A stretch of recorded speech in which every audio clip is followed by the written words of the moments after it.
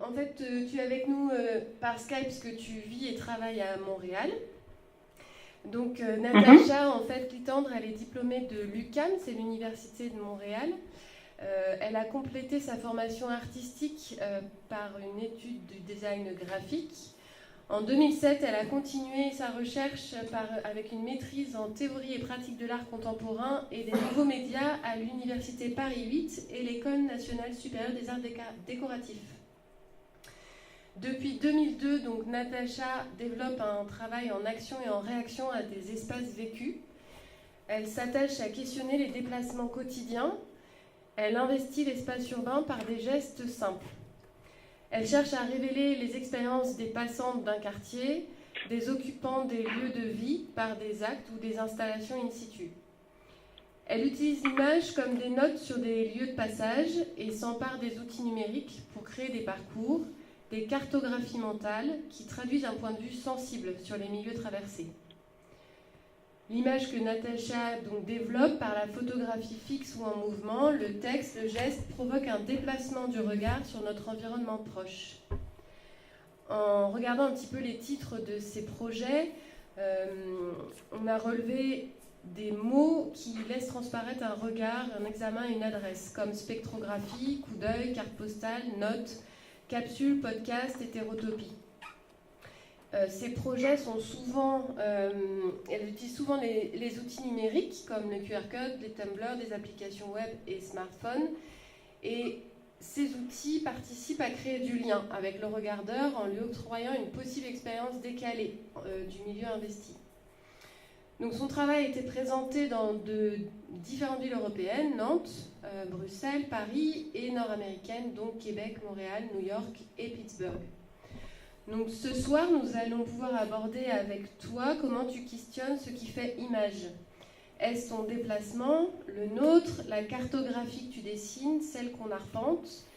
Est-ce que les gestes que tu poses sur l'espace urbain, l'installation de textes imprimés, le déplacement des doigts sur un écran d'un iPad, les photographies prises lors de déambulations, la mise en abîme des interfaces d'impression? Moi, je me suis amusée à faire un lien avec Guy Debord par rapport à l'image situationniste. Et du coup, voilà, je voulais finir par cette citation. Le touriste qui se ramène fondamentalement au loisir d'aller voir ce qui est devenu banal. Donc voilà, peut-être que c'est ce que tu nous proposes en mobilisant notre capacité à être observateur des mutations de notre environnement urbain. Et puis peut-être que tu développeras aussi, puisque tu avais mentionné que tu avais une activité assez engagée à Montréal dans la ville transitoire et que ton travail était utilisé pour lutter contre la gentrification. Donc peut-être que tu nous en parleras aussi ce soir. Voilà. Merci maman, je te laisse la parole.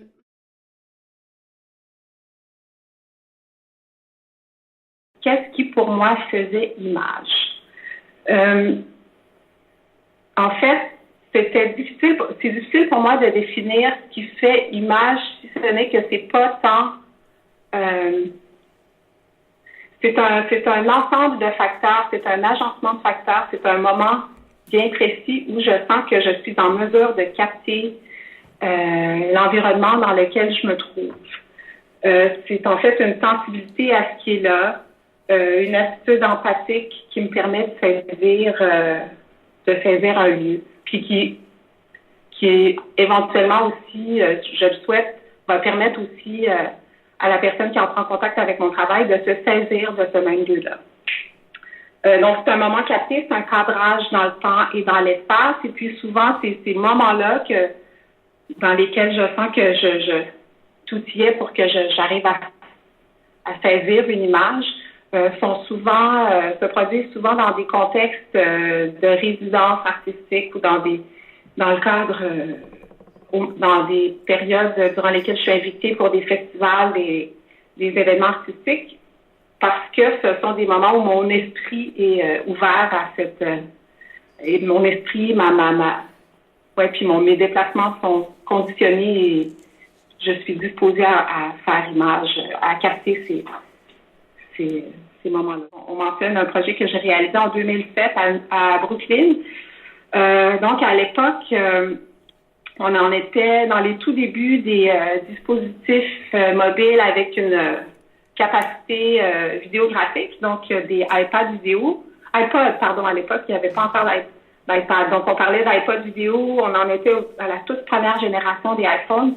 Puis, en fait, je suis une grande et incorrigible amatrice de Georges Perec depuis l'adolescence, puis tout ce qui a à voir avec l'extraordinaire, puis l'attention portée sur un lieu précis a toujours été, c'est un processus qui m'a toujours interpellée. Donc, en 2007, au moment où, dans les premières générations d'iPhone et iPod vidéo, j'ai été invitée à faire un parcours à Brooklyn. Et puis, ce parcours-là relatait, en fait, c'était un principe très, très simple. Je proposais à la personne qui avait son dispositif entre ses mains d'emprunter mes pas. Donc, il y avait pratiquement une vue en plongée sur mes pas. Et puis, la personne qui avait son dispositif en main était amenée à se caler sur le rythme de mes pas, puis à fréquenter les lieux que j'ai fréquentés. Donc, il y avait un agencement entre le temps réel, l'espace réel, l'environnement dans lequel se trouve le regardeur, et puis celui dans lequel je me suis trouvée quelque temps auparavant. Donc, à la page suivante, j'amène la notion de situation.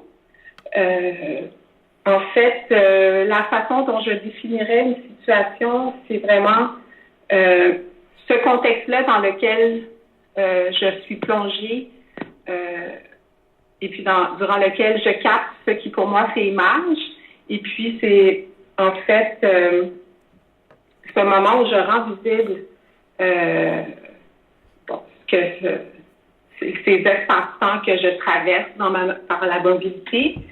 Et puis, c'est un moment aussi, c'est un moment durant lequel je suis sensible non seulement à ce qui est présent visuellement, mais à différentes données qui se présentent dans l'environnement dans lequel je me trouve. Par exemple, évidemment, visuellement, on parle de caractéristiques urbanistiques, des constructions architecturales qui sont autour. On parle aussi des facteurs climatiques environnants, des données olfactives. Ça peut être aussi que je perçois par l'ouïe, donc des données sonores dans le moment présent. Donc, c'est un emplacement bien précis, puis une relation à celui-ci. Donc, c'est vraiment une situation, pour moi, c'est vraiment cette espèce d'ensemble-là où je suis en mesure de capter de nombreux détails de mon environnement. À la page suivante, je parle de mon projet Balade à Paris qui a été réalisé donc quelques temps après celui de Brooklyn, donc en 2008. J'avais été invitée à faire partie d'un festival à l'époque qui se tenait au Centre Pompidou, qui était Pocket Film. En fait, c'était principalement des courts-métrages vidéo conçus avec un dispositif comme un téléphone. À l'époque, il y avait encore beaucoup de téléphones portables 3G avec un tout petit écran. Donc, dans le contexte de ce festival-là, moi, ce que j'avais proposé, c'était un parcours à Paris dans lequel je proposais aux regardeurs d'emprunter non seulement mon regard, mais ma posture en tant que nord-américaine ayant vécu à Paris, mais pour qui, des fois, l'orientation est très, en particulier dans le quartier du Marais, où les rues sont très sinueuses, et puis les noms, bien que je sois francophone, il y a des noms qui, pour moi, des noms que je pourrais dire à rallonge, d'une certaine façon, qui étaient pour moi difficiles à retenir, alors ce que j'avais comme repère dans l'espace du Marais était des éléments de street art qui étaient très présents dans l'environnement urbain. Alors, j'ai créé un parcours où je proposais aux gens de s'orienter non pas à partir du nom des rues, mais bien à partir d'éléments qui se trouvaient hors champ. Donc, les gens, encore une fois, empruntaient mes pas et puis étaient invités à se caler sur le rythme de mes pas, puis à se déplacer dans le Marais en suivant les consignes qui apparaissaient à l'écran qui donnaient à certains moments où on entendait sonner parce que moi, je m'étais promenée, ce parcours-là était en temps réel et puis je m'étais promenée dans le marais avec une sonnette de vélo. Donc, quand les gens entendaient sonner, à l'écran, ils devaient appuyer sur pause, puis à l'écran, ils devaient lire les indices que je donnais relatifs à certains éléments de street art qui étaient dans leur environnement urbain. Donc, c'était vraiment un jeu de, comment dire, c'était un peu comme un jeu de piste, je crois, qu'on appelle ça un jeu de piste. Donc, en fait, les gens se calaient à la fois sur ce qu'il y avait à l'écran et sur leur environnement immédiat. Donc, c'était une façon pour moi d'essayer de déguiser un peu le regard sur ce qui est autour en temps réel. Par la suite, j'ai dit ça. Donc, ce projet-là a été présenté au Centre Pompidou. Les gens venaient à mon kiosque que j'avais à l'entrée, puis je leur envoyais par Bluetooth des parcours vidéo qu'ils étaient à même après d'expérimenter dans l'espace urbain sur leur téléphone. Par la suite, je vais aborder la notion d'artefact avec un projet que j'ai réalisé en 2013 qui s'appelle Notes sur un lieu de passage. Donc, c'est le projet qui a illustré l'invitation à la soirée dans laquelle on se trouve en ce moment. Donc, c'est un projet qui s'inscrivait dans l'espace public, dans le cadre d'un événement d'art public ici à Montréal, qui envahit en fait les souterrains montréalais. Donc, un événement qui s'appelle Art souterrain. Et puis, par qu'on peut qualifier d'artefacts, donc de petites notes comme celle-ci, de petites notes papier sur lesquelles apparaissent des codes QR et puis des éléments écrits, en fait, qui sont des indices sur des détails de l'environnement qui ont attiré mon attention. Par exemple, ici. Donc, j'ai fait une installation dans un des couloirs qui mène au Palais des Congrès de Montréal, de façon à ce que les gens, à créer un moment d'arrêt dans le parcours des gens, parce qu'en fait, ce couloir mène à la fois au Palais des Congrès et à la station de métro qui est adjacente. Donc, c'est un endroit qui est très passant, mais dans lequel les gens sont pas très attentifs à ce qui est autour parce qu'ils se disent, on va du point A au point B, puis entre les deux, je connais mon chemin. Alors, bon, les gens sont plus ou moins sensibles à ce qui est là. Donc, moi, ce que j'ai tenté de créer, c'est un moment d'arrêt dans ce lieu de passage-là, en attirant l'attention des gens par des post-it, puis des notes qui comportent des codes QR qui étaient à l'époque assez nouveaux, puis puis ça a finalement jamais été le cas, mais c'était pas dans les habitudes des gens de scanner ces codes-là puis pour accéder à du contenu, mais en tout cas, je voulais faire un essai avec ce processus-là, avec cette œuvre-là. Donc, en scannant avec mon téléphone les notes, les gens accédaient à une image, en fait, qui est un détail photographique en contre-plongée d'un élément urbanistique du quartier dans lequel se trouve donc le couloir qu'on traversait. Donc, puis juste en dessous de l'image se trouvait un lien Google Maps qui définissait une zone dans laquelle se trouvait ce détail. Parce qu'en fait, mon but, c'était que les gens parcourent cette zone définie-là en quête de ce détail-là, plutôt que de dire, voici, il est localisé à cet emplacement précis, puis que les gens, par la suite, soient plus ou moins attentifs à ce qui est autour. Donc, mon but, c'était vraiment, encore une fois, de tenter d'éveiller le regard des gens, comme moi, j'ai tenté de le faire au moment où j'ai pris les photos qui ont été intégrées au projet. Ça a été présenté dans le cadre de la Nuit Blanche à Montréal. Alors là, il y avait une grande affluence de personnes et puis les gens étaient quand même assez, c'était possible quand même sur le champ de télécharger un scan, une appli qui permettait de scanner les codes QR et de partir tout de suite dans l'environnement urbain du quartier des spectacles, qui est un quartier d'ailleurs qui est très hétéroclite parce que en le parcourant, j'ai remarqué qu'il y avait des traces des différentes phases de développement de ce quartier qui est à la fois un quartier qui incorpore à la fois le quartier chinois, le quartier où il y a toutes les banques, à l'époque où il y avait encore beaucoup de sièges sociaux, d'institutions bancaires à Montréal. Donc, il y a des vieux bâtiments comme ça de banques, il y a le quartier chinois, et puis ces 20 dernières années, ça a été investi de nouvelles constructions, puis on en a fait ce qu'on appelle le quartier international de Montréal, avec un bâtiment qui est emblématique, qui est le Palais des Congrès, puis dont la façade est faite de panneaux de verre colorés. Donc, en fait, les couleurs rappellent vraiment celles des notes que j'avais créées. Donc, moi, je voulais faire écho à cette construction-là qui était tout près. Alors, je vais aborder ensuite les deux notions de l'image et de la situation avec une œuvre que j'ai faite en 2016 dans le cadre d'une exposition de groupe ici à Montréal. En fait, Marjorie m'avait posé la question comment est-ce que l'image intervient pour moi dans la création de situations. En fait, dans mon processus de travail, l'image est non seulement une trace, mais aussi le déclencheur d'un état d'esprit proche de celui que j'ai en tant qu'artiste. Donc, au moment de la saisie de l'image. Donc, on revient au processus que j'écrivais tout à l'heure.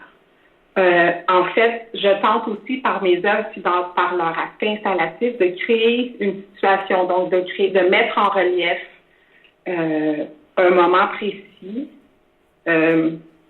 et puis de donner, de fonctionner un peu par évocation, par indice, au moyen d'images, mais aussi de textes qui relatent justement l'état d'esprit dans lequel j'étais au moment de créer mes œuvres. Donc, en 2016, j'ai réalisé une œuvre qui s'appelle Une saison vers 17h45, donc pour laquelle je me suis imposée à tous les jours du 21 mars au 20 juin de prendre une photo d'une partie du ciel au-dessus de l'emplacement où je me trouvais à cette heure-là, 17h45. Et puis, à ce moment-là, j'ai aussi, au moyen de mon téléphone, j'ai aussi capté les coordonnées géographiques de mon emplacement. Et puis, j'ai noté les odeurs qui étaient perceptibles.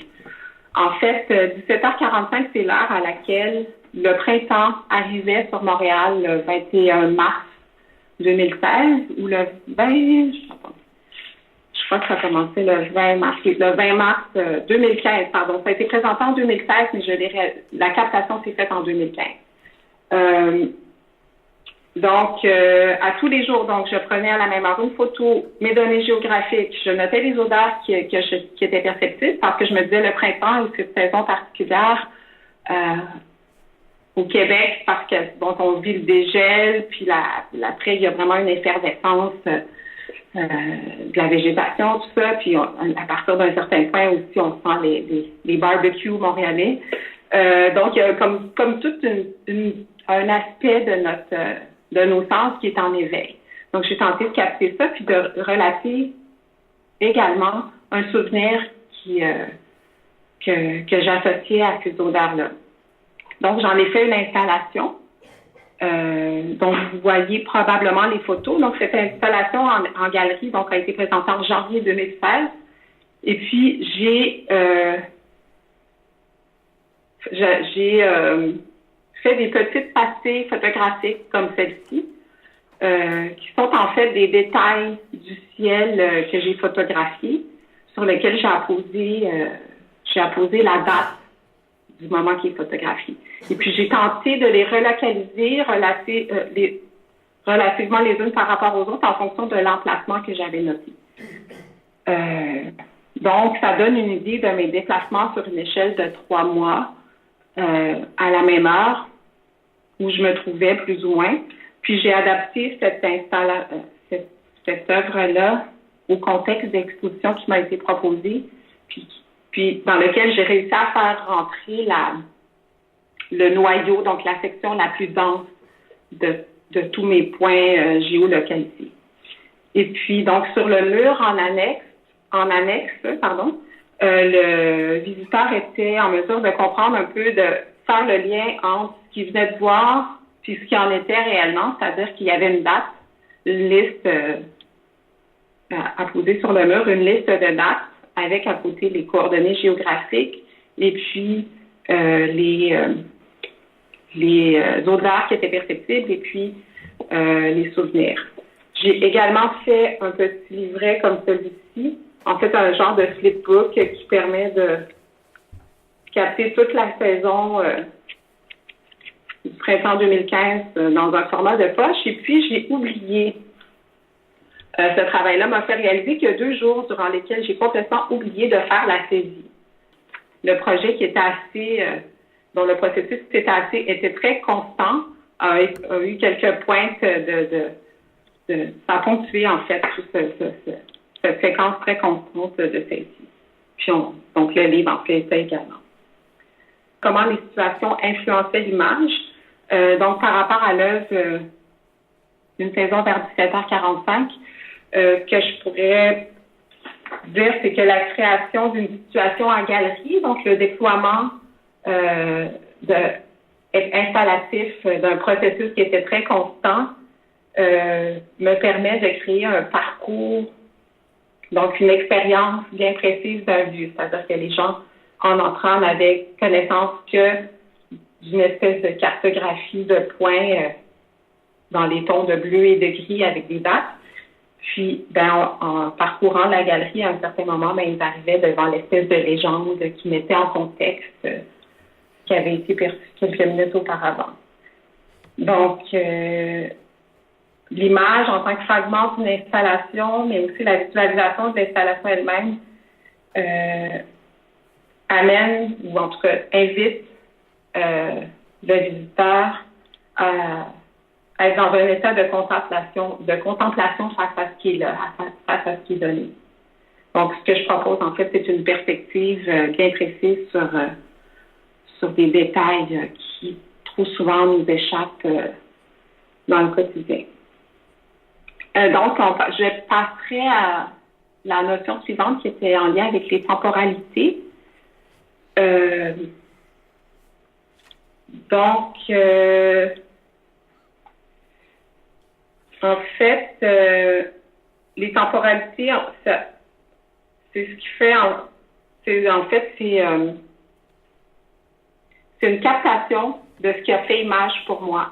Donc, c'est un moment très précis que j'essaie de mettre en exergue par l'archivage de données relatives à ce moment-là. Donc, c'est-à-dire que c'est un moment que je cadre, que j'ai saisi, durant lequel je tente d'être dans un état presque de pleine confiance par rapport à ce qui est autour de moi.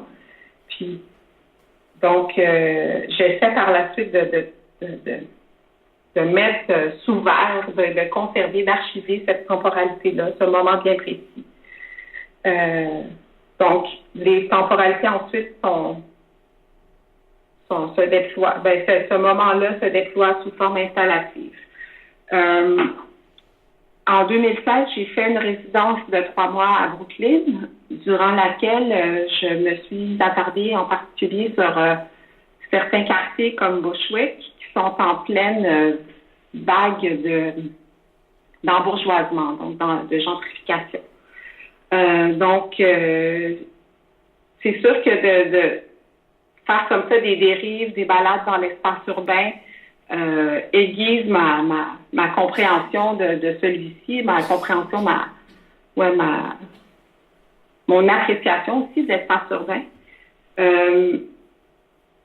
Donc, ça a vraiment éveillé aussi un intérêt chez moi face à l'urbanisme puis à toutes les transformations de la ville. Donc, la mobilité est présente dans ma pratique depuis plusieurs années en tant que corps qui se déplace dans une ville, mais aussi qui se déplace d'une ville à l'autre. Mais là, je suis également intéressée par la façon dont les villes elles-mêmes bougent de l'intérieur et comment les centres d'intérêt se développent, se déplacent.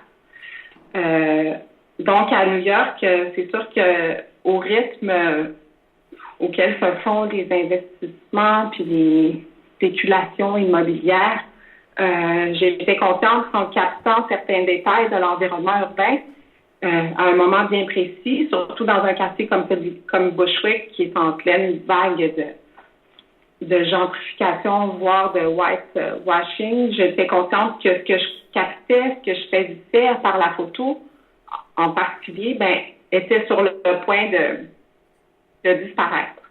Alors, ce que j'ai fait par la suite, en fait, j'ai créé une cartographie de différents lieux pour lesquels je remarquais que des lieux que les gens se sont appropriés avec très, très, très peu de moyens, des lieux qui étaient souvent vacants ou abandonnés, mais pour lesquels les gens ont développé leur sentiment d'appartenance en les investissant dans des tactiques proches de l'urbanisme participatif, justement dans des stratégies d'urbanisme tactique. Donc, avec très, très peu de moyens.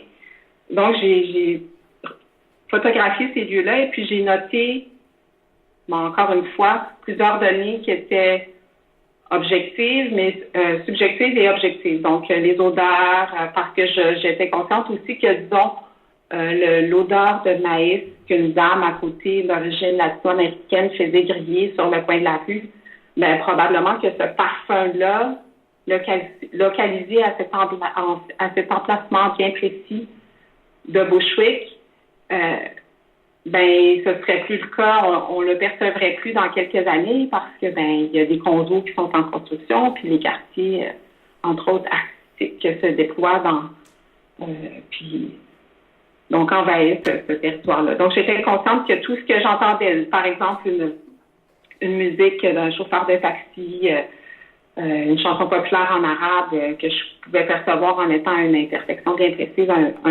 de ces sites-là que j'ai documenté, j'étais consciente que tout ça, en fait, parlait de ce qui était en train de disparaître. Donc, j'ai fait une cartographie en relatant également non seulement ce que je percevais comme odeur, comme son, mais en essayant d'être attentive aux interactions que je voyais entre les gens.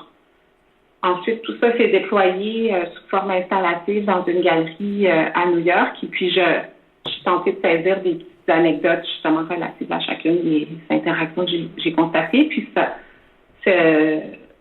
cette cartographie-là a également fait l'objet d'une petite app web.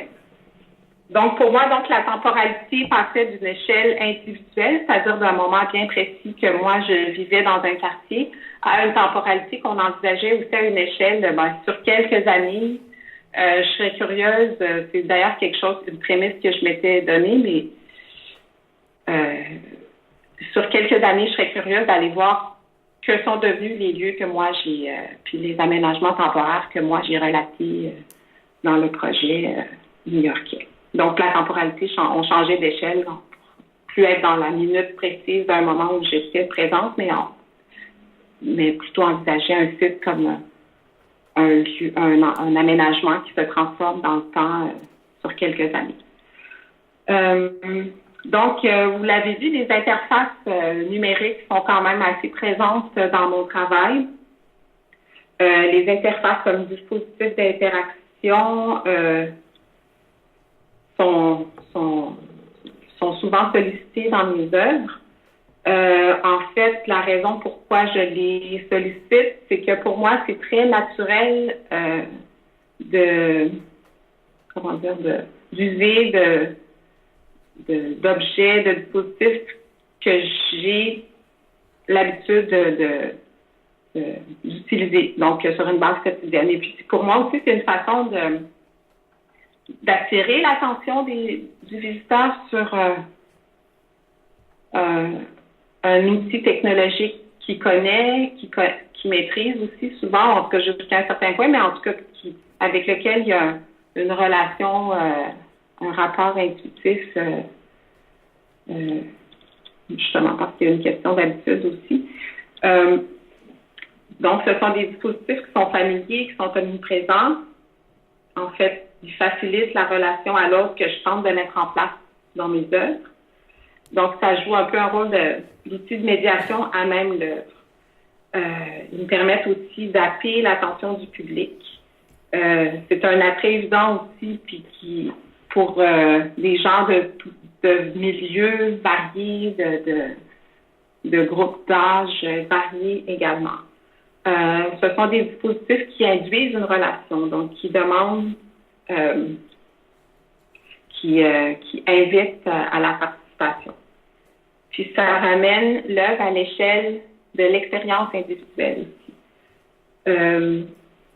En 2017, donc l'année dernière, on est rendu à la page sur mon projet, le projet que j'ai réalisé en résidence au Musée de la civilisation de Québec, qui s'appelle Autobiographie par collection. Donc, j'ai fait une œuvre installative par laquelle je me suis racontée, mais jusqu'à un certain point aussi. Mais donc, j'ai été invitée à réaliser une œuvre dans un contexte de résidence en me basant sur la collection numérisée du musée. En fait, c'est un musée qui a toute une collection d'items d'intérêt patrimonial. Et puis, ce que j'ai proposé, c'est de me raconter à partir d'une collection justement d'intérêt patrimonial. Donc, de changer d'échelle d'appréciation face à des objets qui constituent comme notre une espèce de trésor patrimonial.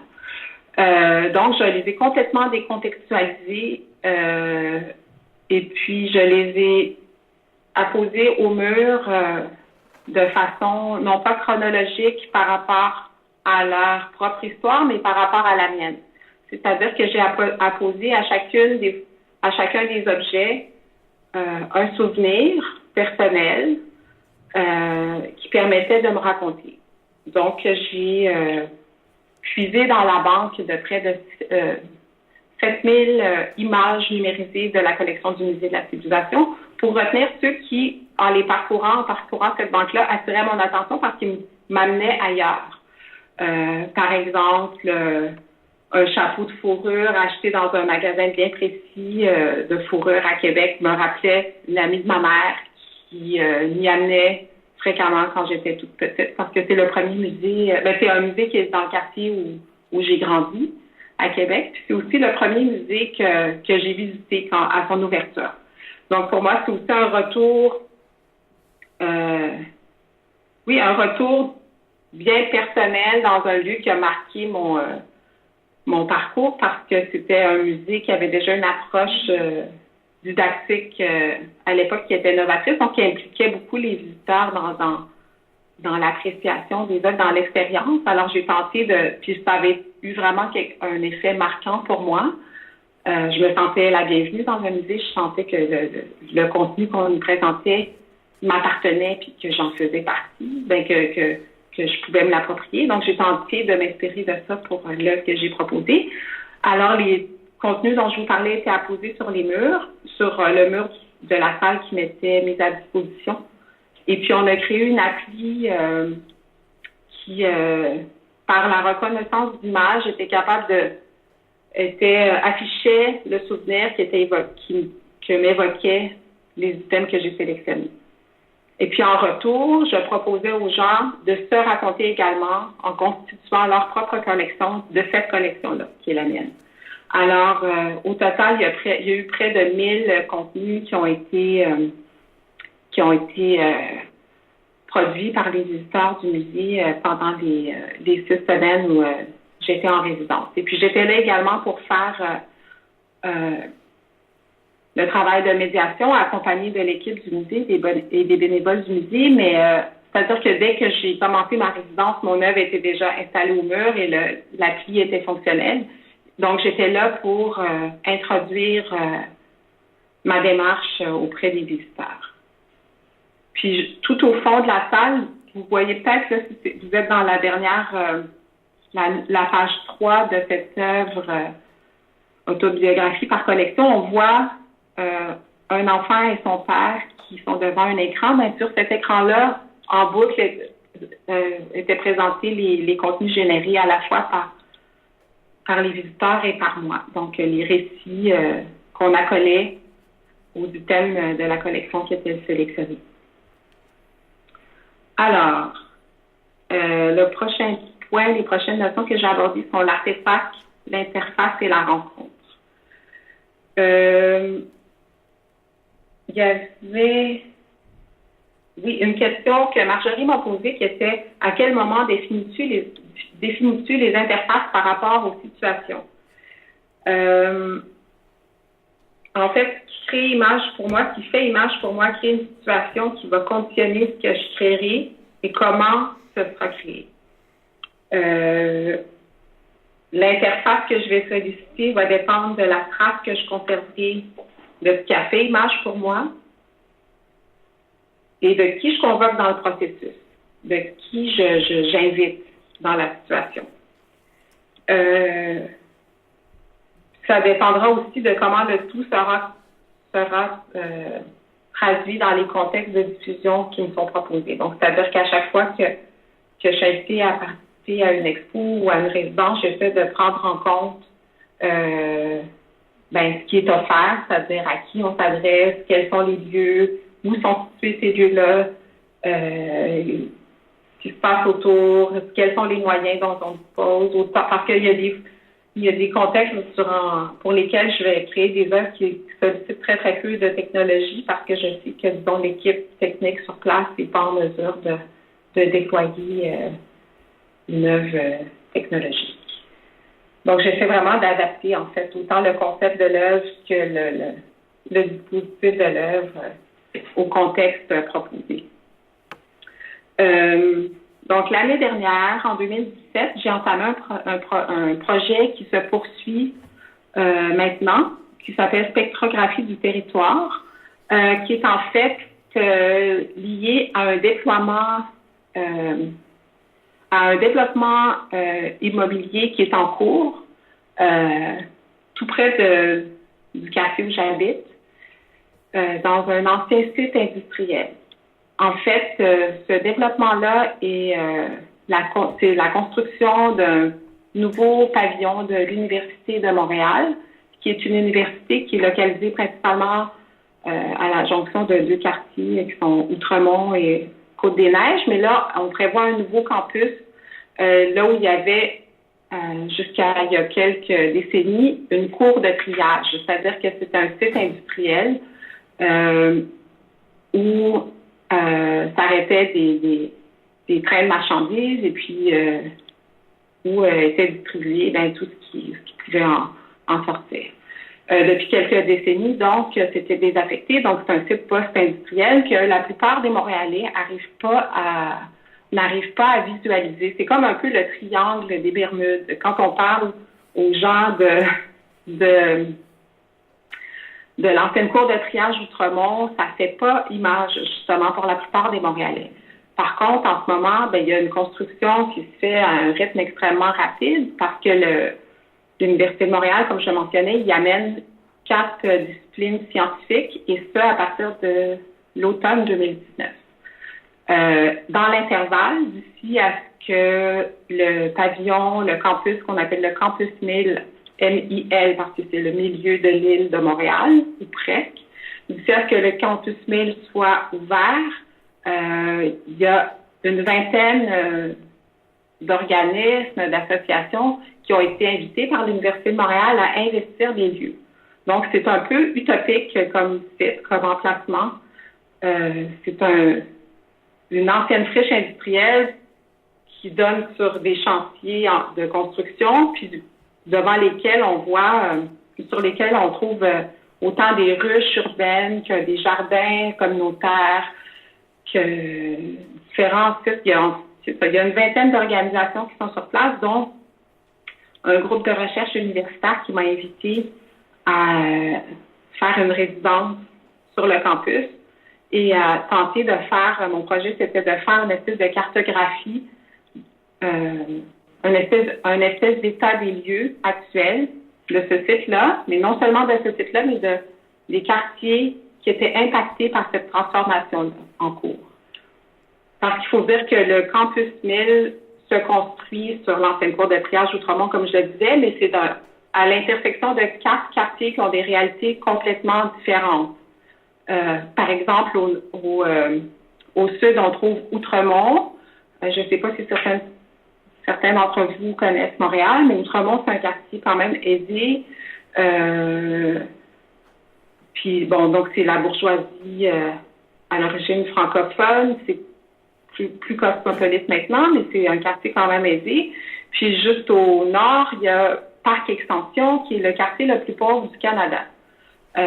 Donc, l'insertion d'un nouveau milieu de vie entre ces quartiers-là fait qu'en fait, il va y avoir dorénavant un lien entre ces quartiers-là. Donc, mais l'impact, on s'en doute, sur chacun des quartiers va être différent. L'impact d'une telle construction va être différent qu'on soit à Outremont ou à Parc Extension ou dans le quartier qui se trouve juste à l'est de ce futur campus-là, qui est la Petite Patrie, mais dans une section de la Petite Patrie où il y a beaucoup de spéculation en ce moment parce que l'industrie de l'intelligence artificielle s'y installe. Donc, il y a beaucoup de méconnaissances autour de ce projet-là urbanistique. Et puis, mon projet tentait de faire un état des lieux de ce qui se fait, de ce qui se construit, mais surtout de la façon dont les gens perçoivent leur propre quartier, donc dans les 4 quartiers qui sont impactés. Comment les gens sont conscients aussi de ce qui s'en vient, parce qu'en fait, j'ai réalisé que la plupart des gens étaient très peu informés de ce qui s'en venait. Ceux qui l'étaient avaient une opinion très tranchée aussi sur les bienfaits ou les impacts négatifs de cette construction-là. Donc, j'ai fait un espèce de travail de terrain entouré d'une équipe de médiation qu'on a déployée spécifiquement pour le projet. Donc, j'ai été en résidence sur le site du Campus 1000. Et puis, quelques mois plus tard, à Parc Extension en particulier. Donc, j'ai fait une collecte de récits qui documentent la façon dont les gens voient les transformations qui s'en viennent et comment ils vivent les lieux actuellement. Tout ça donne une cartographie qui est visible en ligne, mais qui fait aussi l'objet d'un déploiement installatif. Donc, il y a une installation qui présente sous forme de micro-récits, un peu de cette façon-là, un résumé des rencontres que j'ai faites sur le terrain, parce qu'après toute une campagne durant laquelle on distribue par exemple, des cartes comme celle-là avec des données très précises sur comment procéder pour nous rencontrer. Moi, je fais des petits résumés des rencontres que je fais, puis des points que les gens veulent bien amener dans la discussion. Parce qu'en fait, c'est comme une espèce de vision cartographique. C'est une cartographie qui est un peu comme kaléidoscopique sur un territoire précis. Puis les gens amènent la perspective qu'ils veulent bien emprunter. C'est-à-dire qu'il y a autant des gens qui vont faire des revendications politiques que des gens qui vont parler de leur quotidien, que d'autres personnes vont faire juste des évocations poétiques de ce qu'ils vivent puis de ce qu'ils aiment de leur quartier. La dernière œuvre que je vais vous présenter m'amène à parler du public, justement, parce que cette sensibilité-là que j'ai développée face au développement urbanistique des villes, en particulier nord-américaines, parce que c'est surtout ici que je présente mon travail ces dernières années, ça m'amène à aborder la question du public. J'habite un quartier qui est en transformation, donc je l'ai évoqué un peu plus tôt. Puis, en fait, j'ai des enfants aussi, qui sont maintenant un peu moins petites, mais qui sont quand même de jeunes filles. Puis, parcourir un quartier en transformation comme ça avec des enfants m'a amené à essayer de le percevoir à leur échelle, à leur hauteur. Donc, mon quartier se transforme énormément parce que j'habite dans une portion qui longe la voie ferrée industrielle dont il était question aussi par rapport au projet du Campus 1000. Donc, ces espaces-là qui étaient industriels parce qu'une voie ferrée parce que des trains de marchandises y passaient, ben ce quartier-là est en pleine transformation, c'est de plus en plus résidentiel, donc des bâtiments qui étaient liés à les bâtiments qui étaient liés aux infrastructures municipales sont en train d'être réaménagés. Il y avait beaucoup de garages et entre autres de lave-autos qui sont maintenant démolis pour faire place à des condos. Donc, je vois le quartier se transformer. Je fais partie de cette transformation-là. Mais je considère qu'il y a quand même un travail d'éducation et de sensibilisation à faire auprès des enfants aussi par rapport à l'urbanisme. Parce que je ne sais pas quelle est la situation en France, mais ici, il y a très peu, voire pas d'éducation en ce sens, pas d'éducation urbanistique auprès des enfants. Alors, d'avoir des enfants auprès de moi m'a amené à leur réalité et à vouloir faire quelque chose en ce sens. Donc, j'habite le quartier qui s'appelle La Petite Patrie. Donc, j'ai fait un projet qui s'appelle La Petite Patrie par sa petite patrie. Donc, c'est un projet jeune public, donc pour les enfants, que j'ai fait dans des garderies, en fait, des crèches, dans des écoles, dans des aménagements temporaires, des places éphémères, puis aussi dans une bibliothèque à côté d'où j'habite. Donc, comme c'est un projet jeune public, la forme que le projet a pris est en fait un atelier précédé d'une balade dans le quartier et celle-ci est précédée d'une présentation en classe durant laquelle j'essaie d'amener les enfants à avoir quelques connaissances par rapport aux transformations possibles ou éventuelles de friches industrielles. Puis, en fait, le parcours qui est comme fait en milieu de processus, la balade dans le quartier, amène les enfants à prendre conscience que le quartier dans lequel ils se trouvent se transforme, puis ce qu'ils voient, puis qu'ils n'observent plus nécessairement parce qu'ils le côtoient tous les jours, mais va changer éventuellement. J'essaie de les amener à faire des propositions de ce que ça pourrait devenir en fonction de leurs besoins, de leurs intérêts, des enjeux qu'ils vivent. Par la suite, leurs propositions sont faites, comment dire, ils me communiquent leurs propositions sous forme de dessins. Puis ces dessins-là, ils me les décrivent et moi, je capte à l'audio leur description, puis je relocalise dans le quartier leurs propositions. Donc, je terminerai par un point plutôt général sur la place que prend la photographie dans ma pratique. Vous l'avez constaté, je ne suis pas photographe. Je sollicite la photographie à différentes étapes de mon processus de travail. Pour moi, la photo peut être autant un fragment, c'est-à-dire faire partie être une des composantes de l'œuvre, que c'est aussi important pour moi de solliciter la photographie pour saisir justement la situation que j'ai créée pour relater ce qui fait image pour moi. Donc, la photographie, c'est autant une documentation qu'un fragment de mon œuvre. Sinon, je trouve que j'ai beaucoup parlé, donc j'ai hâte de vous entendre. Merci beaucoup. Merci. Merci, Natacha. Est-ce qu'il y a des questions?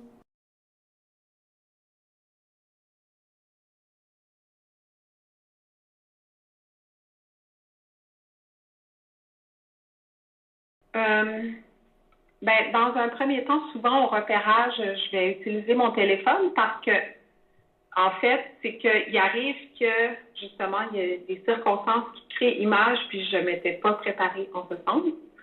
Donc, au détour d'une rue, je peux avoir une perspective particulière, puis réaliser certains aspects de mon environnement urbain, puis n'avoir que mon téléphone sur moi. Donc, à ce moment-là, je vais utiliser mon téléphone. Mais sinon, si je me mets vraiment dans un état plus contemplatif, ou si je cherche ces moments-là de façon parce que j'ai un échéancier précis, je vais utiliser surtout mon appareil, mon réflexe, mon appareil Canon, parce que je sais que le regard que je pose en l'utilisant va être vraiment plus. Je vais faire plus attention au cadrage, tous les détails techniques. Je vais être plus attentive à tout ce qui est là. Puis la qualité de l'image aussi va être, quoi qu'avec les iPads maintenant, comme par exemple le projet que je fais autour du futur campus 1000 de l'UDM, j'invite les gens à prendre une photo de ce qui les intéresse. On fait tout avec un iPad. On a créé une appli pour l'iPad pour faire la saisie de récits, de données. Mais sinon, pour ma part, j'aime bien utiliser encore un appareil plus costaud, justement parce que j'ai l'impression que ça me pose dans un ici et maintenant qui correspond à ce que je cherche.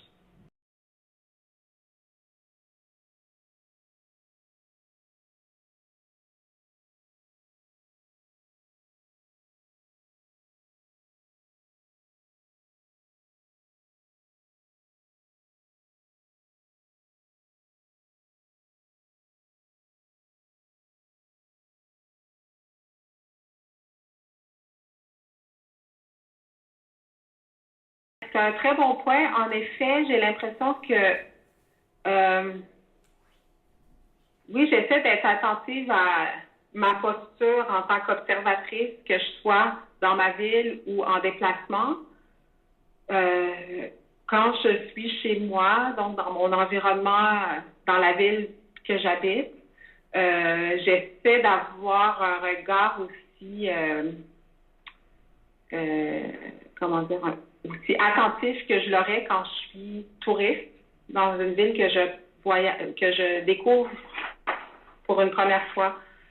Puis quand je suis en déplacement, quand je suis en résidence, j'essaie de ne pas aller vers l'évidence, c'est-à-dire vers les sites touristiques ou vers les monuments qui sont souvent des raccourcis pour identifier une ville de l'extérieur. Donc, j'essaie d'emprunter plutôt une posture comme locale. Oui, donc c'est sûr qu'ici, ma réalité montréalaise, le fait qu'avant aussi d'avoir des enfants, je voyageais plus que maintenant.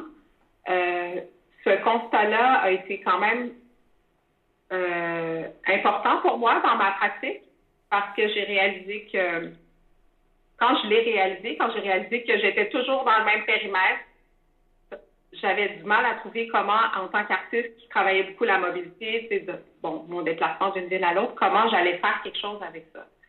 Puis quand j'ai ouvert les yeux, j'ai fait non, mais OK, moi, je bouge plus, mais tout se transforme autour de chez moi.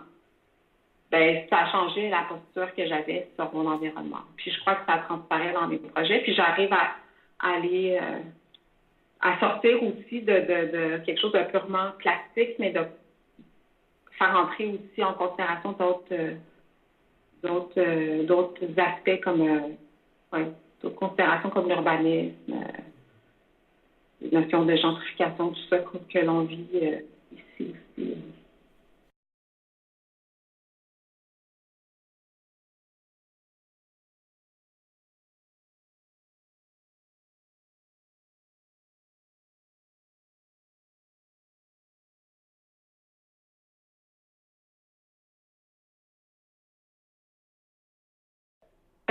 Oui, c'est sûr que j'ai rencontré des gens entre autres pour le projet autour du campus 1000 de l'UDM. J'ai rencontré des gens qui vivent des réalités complètement différentes de la mienne, aussi complètement différentes les uns par rapport aux autres. Donc, je pense que ça enrichit, oui, ma vision d'un tel projet, puis ça enrichit aussi ma lecture de la ville que j'habite. Par exemple, au printemps dernier, j'ai été invitée, des photos que je présentais en lien avec ce projet-là ont été faites à la salle de diffusion de Parc Extension, qui est la maison de la culture de ce quartier-là. Donc, j'étais postée dans ce quartier-là, puis les gens venaient à notre rencontre. Donc, c'était important aussi dans un quartier comme celui-là, qui est composé majoritairement de nouveaux arrivants, de gens qui ne maîtrisent pas nécessairement le français, voire même aussi l'anglais. Donc, ça enrichit, oui, mon sentiment d'appartenance face à la ville que j'habite, parce que c'est une ville qui est, ben, comme dans plusieurs villes, les quartiers sont très contrastés, très variés, mais là, de l'intérieur, j'ai pu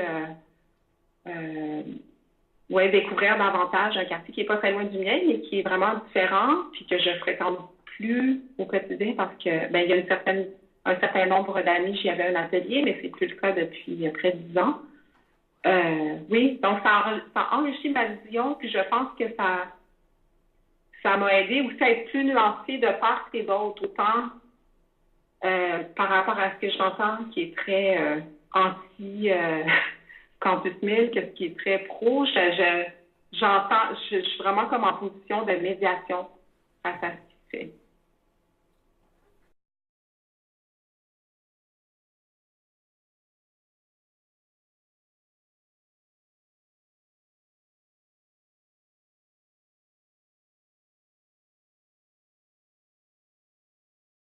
Ben, je suis souvent ici au Canada, il y a un type d'association qui est très fréquent dans le milieu de l'art contemporain. Ce sont les centres d'artistes autogérés. Donc, souvent, les projets que je développe, les œuvres que je réalise sont présentés parce que ce sont des collaborations ou des invitations de centres d'artistes autogérés. Donc, mes pairs, les gens avec qui je travaille pour, par exemple, le projet de spectrographie, c'était un centre d'artistes montréalais qui collaborait avec la structure culturelle qui est logée sur le chantier du Campus 1000. Puis ce centre d'artistes-là, qui s'appelle Topo, a une équipe composée d'artistes qui était mise à disposition pour faire tout le travail de captation avec moi. Donc, j'ai l'impression que souvent, ma posture comme artiste, ça relève d'un travail éditorial ou de direction artistique. Je m'entoure d'une équipe, puis en fait, moi, après, je vois au déploiement, à la publication de ce qu'on réalise ensemble, mais c'est moi qui donne la ligne éditoriale, c'est-à-dire la prémisse. Mais après, évidemment, la plupart des projets que je fais, c'est avec une équipe, comme par exemple pour le Musée de la civilisation, j'avais collaboré avec une scénographe, Marie Bernard, pour toute la mise en espace. Moi, j'avais une vue d'ensemble, puis j'avais une image de ce que je souhaitais obtenir, mais elle m'a aidé à mettre ça en place, à travailler à l'échelle. Donc, puis aussi pour le déploiement web, par exemple, de spectrographie, je travaillais avec une firme. Donc, avant, je tentais de tout faire moi-même. Mais là, comme j'ai moins de temps, parce que ma réalité de mère fait que j'ai moins de temps à consacrer qu'à mon travail, maintenant, je m'entoure davantage qu'avant, oui. Mais puis, pour le projet sur le Campus 1000, il y avait, entre autres, des stagiaires en urbanisme qui ont pris part à certaines étapes du projet quand c'était en déploiement sur le site même du campus.